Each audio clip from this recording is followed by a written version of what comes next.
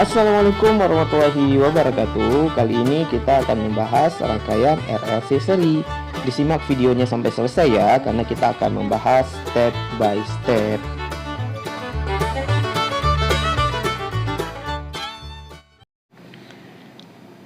Oke, kita bahas rangkaian RLC seri ya.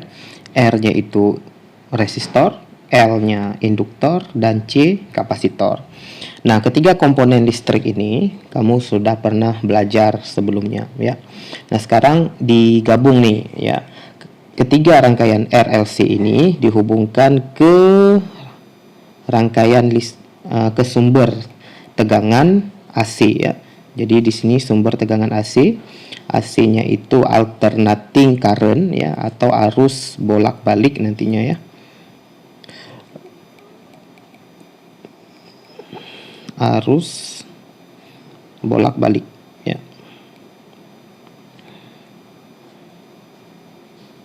Nah, di sini nanti ketika resistor, induktor, dan kapasitor dihubungkan ke arus bolak-balik ya, kita tinjaunya sama seperti ya, mirip-mirip seperti kita meninjau misalnya kita punya rangkaian di sini resistor ya, semuanya resistor. Kemudian resistor ini dihubungkan ke baterai misalnya ya. Jadi kamu udah pernah belajar ini rangkaian seri resistor. Nah, di sini kan ada V-nya ya. Nah, di sini nanti baterai ya, baterai ini kita tahu arusnya arus DC sebenarnya. Baterai ini akan dilalui arus I. Nah, arus I ini akan masuk ke setiap resistor dan arusnya sama karena rangkaiannya tidak bercabang alias rangkaian seri. Nah, di sini kan biasanya kita mencari nanti apa yang kita cari, R total ya kan. Setelah tahu R total, kita bisa gunakan rumus V sama dengan Republik Indonesia. Ini V R kali I. Kita bisa dapat I-nya karena R total bisa dicari kan, kalau secara seri ini ditambahin aja R-nya. Ya, R total bisa dapat, kemudian V totalnya ada di V baterai ya, kita bisa dapat arus total. Kan biasanya gitu ya, setelah dapat arus total kita bisa mencari, kemudian mencari berapa V yang ada di resistor 1, berapa V yang ada di resistor 2, dan V yang ada di resistor 3. Nah, kalau kita jumlahkan V di setiap resistor ini, kita akan dapatkan nilai V total, ya kan? Nah, menyelesaikan rangkaian RLC secara seri sebenarnya mirip-mirip seperti ini juga. Kita akan mencari nanti berapa hambatan total ya. Nah, di sini tentu ada nama khusus untuk RLC seri. Berapa arus total, kemudian berapa potensial yang ada di setiap komponen listrik. Ya, jadi kita akan cari nih berapa VR, berapa VL, dan berapa VC nantinya ya. VR ini artinya potensial yang ada di R, VL potensial yang ada di L atau di induktor, VC adalah potensial yang ada di kapasitor. Nah, kalau kita jumlahkan, tentu penjumlahannya di sini agak sedikit berbeda nanti dengan yang di resistor ya. Intinya kalau kita gabung VR, VL, dan VC, kita akan mendapatkan nanti VS atau V sumbernya. Ya, jadi lebih kurang seperti itu yang akan kita lakukan nantinya sebenarnya. Oke, jadi kita tadi udah dapat gambaran ya, kita akan mencari apa. Nah, sekarang gini masalahnya. Kalau yang tadi ya, yang rangkaian resistor tadi, ini mencari R total, itu oke aja, kan kita tambahin ya, R1 tambah R2 dan seterusnya. Nah, ini oke aja, kita langsung tambah. Kenapa? Karena R ini satuannya sama ya, karena satuannya sama-sama ohm, kita boleh tambah gitu ya. Ohm tambah ohm itu boleh aja ya. Tapi ya, ini tidak berlaku untuk R, L, dan C. Kita nggak boleh langsung menambahkan R tambah L tambah C, ini nggak boleh. Kenapa? R ini satuannya ohm. Nggak mungkin dong kita tambah ohm tambah satuan L itu Henry ditambah farad gitu. Ingat ya, kalau satuan nggak sama kita nggak boleh langsung menjumlahkan atau mengurangkan ya, sama kayak meter tambah liter ya, aneh, nggak bisa gitu ya. Nah, jadi karena tidak bisa kita jumlahkan secara langsung ya, RL dengan C-nya tidak bisa kita jumlahkan secara langsung, ini kita hapus dulu ya. Jadi sebenarnya kita jumlahkan juga, cuman tidak secara segampang itu gitu ya. Nah, sekarang seperti yang saya katakan tadi ya, meninjau RLC sama seperti kita meninjau rangkaian tadi resistor. Nah, CR itu udah oke nih ya. Satuan CR itu ohm ya kan. Satuan R kita buat dulu itu ohm, atau yang dilambangkan dengan sigma gitu ya, yang kayak tapal kuda ya. Nah, CL itu satuannya masih Henry ya kan, masih Henry. Kita buat di sini bentar, masih Henry. Nah, kita harus mengubah CL menjadi bersatuan ohm ya, biar bisa kita operasikan nantinya. Kemudian si C itu satuannya masih Farad ya, diambil dari nama Faraday. Ini ketiganya ohm, Henry, dan Farad ini diambil dari nama ilmuwan ya. Nah, jadi si Farad atau si kapasitor, si C ini harus diubah bersatuan ohm semuanya. Nah, gimana caranya? Nanti ketika rangkaian RLC itu pasti dipasang pada sumber AC ya. Kalau dipasang pada sumber DC ini nggak bisa bekerja, artinya rumus-rumus yang kita gunakan ini nggak akan bisa. Sumber AC ini nilai VS itu ya, nilai potensialnya itu berubah-ubah ya, sesuai fungsi sinusoidal ya. Jadi V biasanya V sumber itu dibuatnya nanti itu V maksimum ya, bisa sin bisa cos sih sebenarnya, kita buat sin aja, sin omega T ya. Jadi setiap nanti sumber AC itu biasanya diketahuinya dalam bentuk begini nih, sin omega T. Nah, jadi yang di dekat nilai T pasti nilai omega nantinya ya. Oke, nah L kita bisa ubah ya rumusnya menjadi, kita buat di sini XL ya, kita perkecil sedikit, XL. Nah, XL ini adalah hambatan pada induktor ya. Kita gunakan omega ya.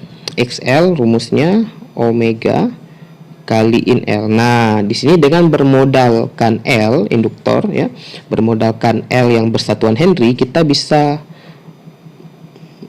mencari nilai XL, di mana XL ini satuannya itu ohm ya, satuannya itu ohm. Nah, begitu juga untuk si C ya. Si C ini kita bisa cari nilai XC. XC itu rumusnya 1 per omega kali C. Sorry ya, omega kali C. Nah, sama nih seperti yang tadi, XL ini juga bersatuan ohm. Nah, sekarang R, L, dan C kita udah bisa gabung. Cuman yang kita gabung bukan antara L, L, dan C, tapi antara L, XL, dan XC. Nah, antara L, XL, dan XC kita udah bisa operasikan ya. Dalam tanda kutip, kita bisa mencari hambatan total. Kalau tadi resistor, kita mencari hambatan total. Nah, sekarang kita mencari nilai hambatan total pada R, L, dan C ya, dengan mengoperasikan R, XL, dan XC dengan dengan menggunakan bantuan omega untuk mengubah Henry dan Farad menjadi bersatuan ohm ya. Oke ya, tadi kita misalnya punya R ya, punya L, dan punya C tadi ya. Punya C di sini. Jadi ada R ya, ada R, L, dan C. Tadi kita udah bisa ubah L dan C-nya menjadi XL dan XC. Oke.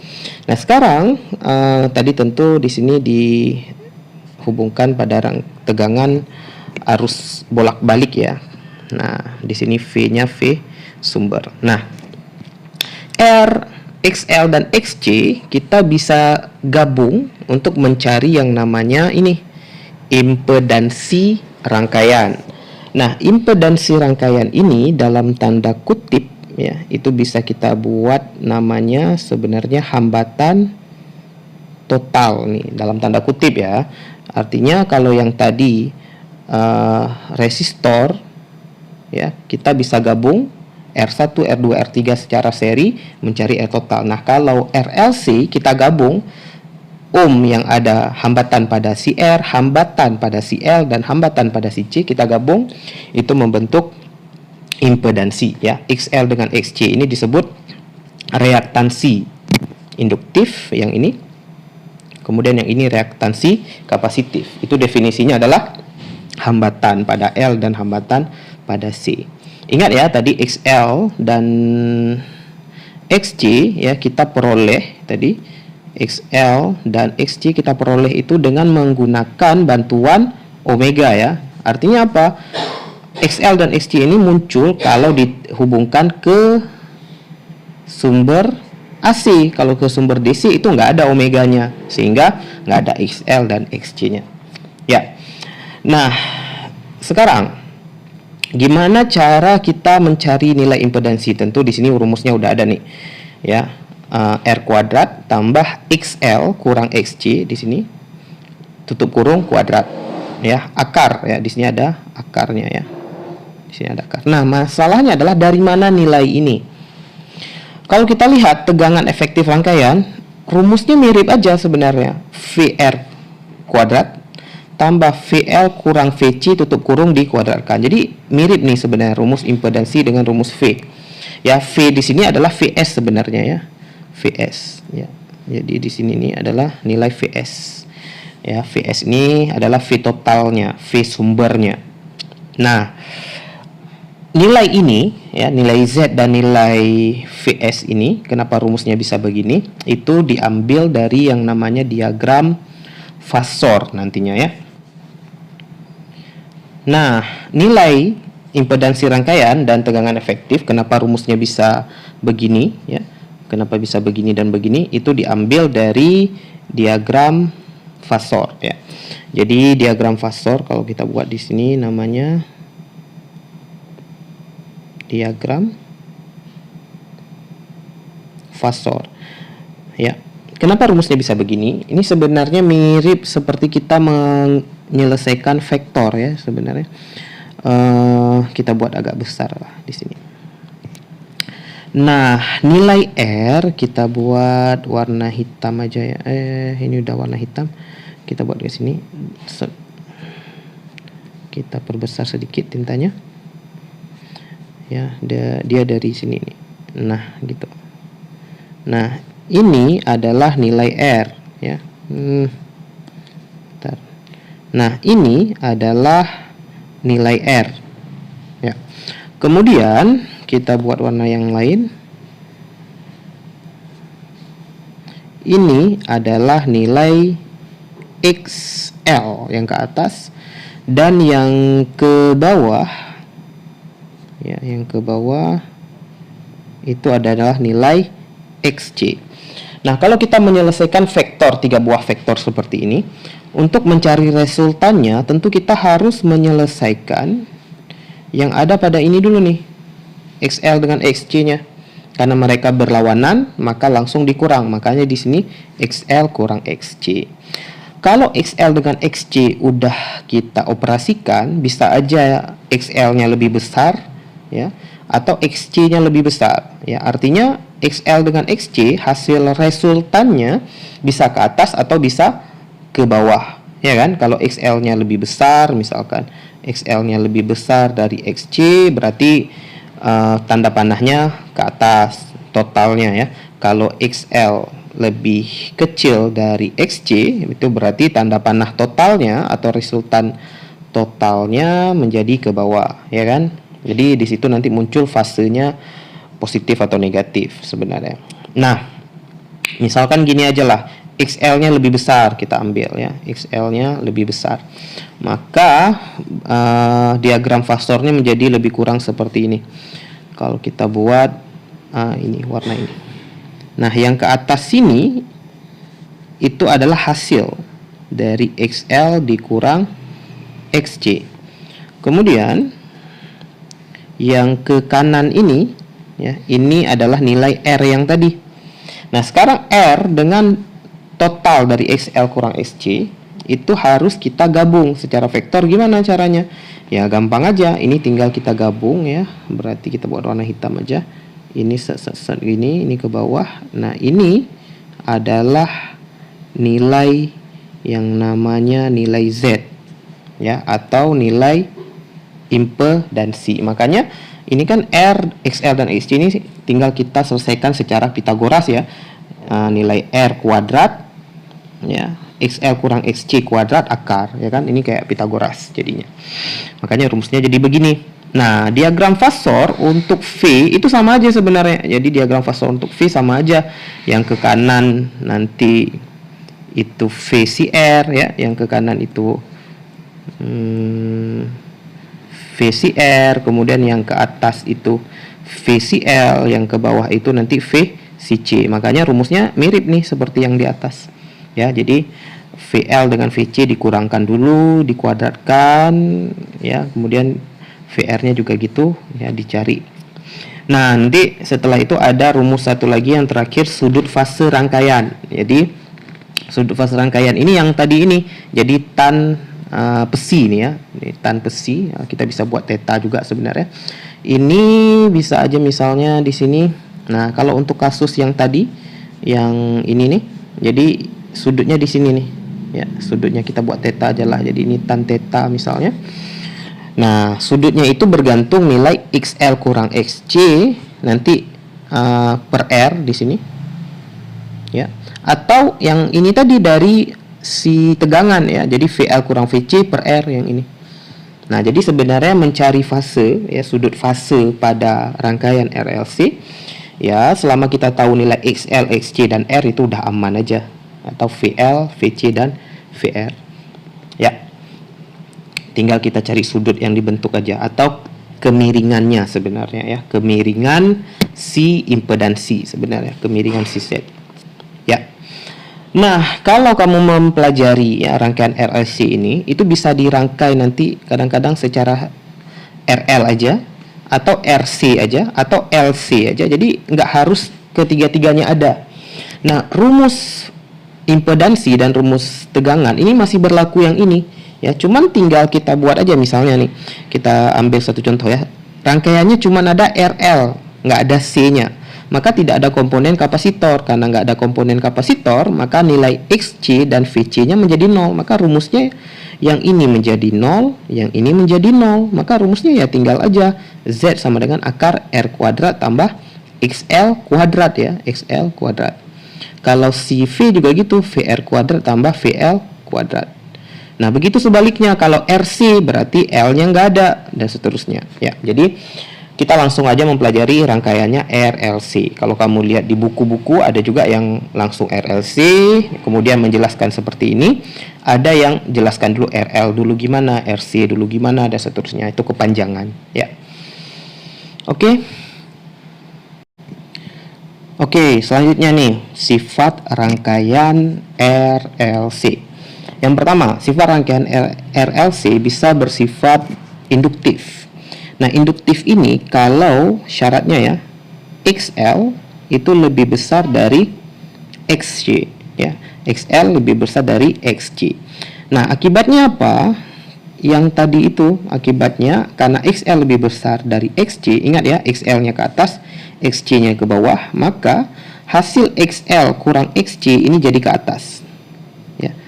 Ini adalah hasil XL kurang XC ya, sementara kalau nilai R-nya ini tetap ke kanan tadi ya. Nah, ini menyebabkan fasenya atau sudut fase Z-nya itu menjadi ke atas ya, sudutnya ke atas atau sudutnya positif nantinya. Ya. Nanti kita lihat satu persatu secara detail ya. Kemudian kalau bersifat kapasitif ini, kalau ini tadi induktif ya, XL lebih besar dari XC. Kalau kapasitif ya, sebaliknya XC lebih besar dari XL. Ya, jadi si kapasitornya yang menang, maka diagram fasornya ya, diagram fasornya menjadi ke bawah nih ininya. Ya, ini adalah hasil dari XL kurang XC. Karena si C-nya lebih besar ya, si XC-nya lebih besar, maka ke bawah ya, sama kalau R-nya tetap ke kanan, R-nya tetap selalu ke kanan ya, sehingga nilai Z-nya ya atau arah Z-nya jadi ke bawah impedansinya ya, sudutnya jadi negatif nantinya. Ya, ini Z-nya ke bawah. Nih, jadi sudutnya jadi negatif. Nah, yang ketiga, ya ini yang kedua, XC lebih besar dari XL. Rangkaiannya bisa saja bersifat resistif atau rangkaiannya beresonansi. Ya, nah kalau beresonansi itu sifatnya adalah XL sama dengan XC.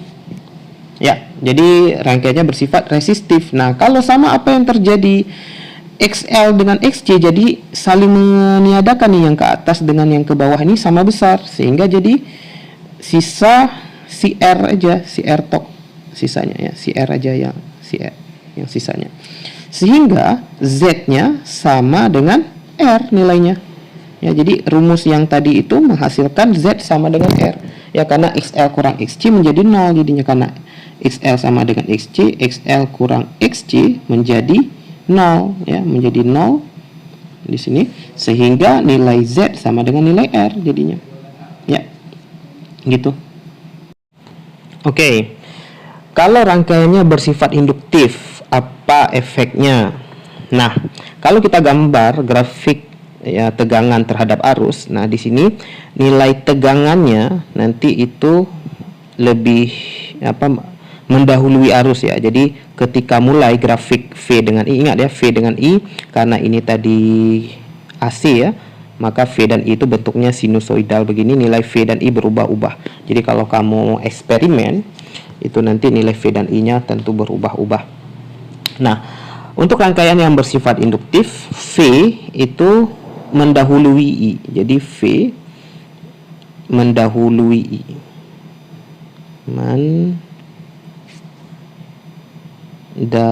Dahului I sebesar apa? Sebesar kalau kita lihat ininya gelombangnya berarti 90 derajat. Dari mana tahu 90 derajat? Ya, kamu kan tahu gelombang di sini. Gelombang itu kalau satu gelombang 360 derajat ya. Di sini 360 derajat, kemudian sini 360 derajat. Kalau di sini ini berarti 180 ya kan? Kalau di situ 180 ya, setengah puncak ini 90. Nah, kalau kita lihat, coba lihat ini. Si V ini ya, ini kira-kira dia setengah gunung ya, setengah puncak. Nah, jadi kalau ini mulai dari puncak. Jadi si V ini lebih tinggi ketika mulai, si I ini pas mulainya di 0, si V mulainya di 90 derajat. Makanya dikatakan V mendahului I sebesar 90 derajat ya. Ini kalau rangkaiannya bersifat induktif, atau dengan bahasa lain tadi rangkaiannya bersifat XL-nya lebih besar dari XC ya. Jadi V mendahului I sebesar 90 derajat. Selanjutnya, kalau rangkaiannya bersifat kapasitif, itu kalau kita lihat grafiknya di sini, V mulainya dari 0, si I mulainya kira-kira di puncak ya, di 90 derajat.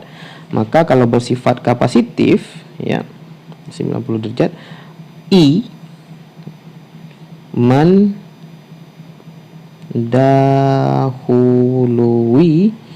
V ya, sebesar 90 derajat ya. Artinya grafik I terhadap V itu ketika mulainya lebih tinggi I ya. Ini kapasitif tadi kalau XL XC lebih besar dari XL ya kan. Oke, gitu. Oke, selanjutnya kalau rangkaiannya bersifat resistif atau rangkaiannya berresonansi ya. Ini kan tadi kalau sifatnya XL sama dengan XC, sehingga nilai Z-nya sama dengan nilai R ya. Nah, ini grafik V dengan I itu sefase ya, jadi mulainya sama. Jadi V dan I atau V dengan I ini sefase ya. Gitu. Nah, jadinya gimana nih kesimpulannya untuk induktif, kapasitif, dan resistif? Untuk cara ingatnya itu paling gampang, biasanya orang ingatnya gini nih, Civil begini ya. Kita buat huruf besar, Civil ya. Nah, jadi biar nggak kebalik-balik ya, kalau dia bersifat yang tadi menangnya kapasitor, nah ini jadinya chief. Jadi kalau kapasitor bersifat kapasitif, I mendahului V yang tadi ya. Kemudian kalau dia satu lagi V di sini, V mendahului I kalau dia bersifat induktif atau yang menangnya L, induktor ya. Jadi kalau yang menangnya C, I mendahului V. Kalau yang menangnya L, V mendahului I. Jadi bacanya tetap dari kiri ke kanan ya. Kapasitif I mendahului V ya. V mendahului I kalau induktif. Oke, itu cara ingatnya. Kalau XL sama dengan XC ini resistif. Artinya V dengan I itu sefase, tidak ada yang mendahului. Oke, untuk rangkaian sifat yang terakhir tadi ya, resistif atau rangkaiannya itu beresonansi ya. Jadi kita bahas khusus sedikit resonansi pada rangkaian RLC. Nah, masih ingat ya tadi kalau dia beresonansi ya, sifatnya adalah XL sama dengan XC. Nah, masih ingat juga ya, XL itu rumusnya omega kali L ya, dimana XC rumusnya 1 per omega kali C. Nah, ini kalau kita bolak-balik sedikit, kita dapat jadi omega kuadrat ya, 1 per LC ya. Ini agak keliru ya, di sini kita nggak pakai ini, jadi kita tulis di sini aja. Jadi kita dapat omega kuadrat ya sama dengan 1 per L kali C. Nah, di gelombang kamu pernah belajar ya, tentunya omega itu rumusnya 2πf ya. Jadi di sini omega nggak muat di sini. Bentar. Oke, jadi kita tulis di atas saja.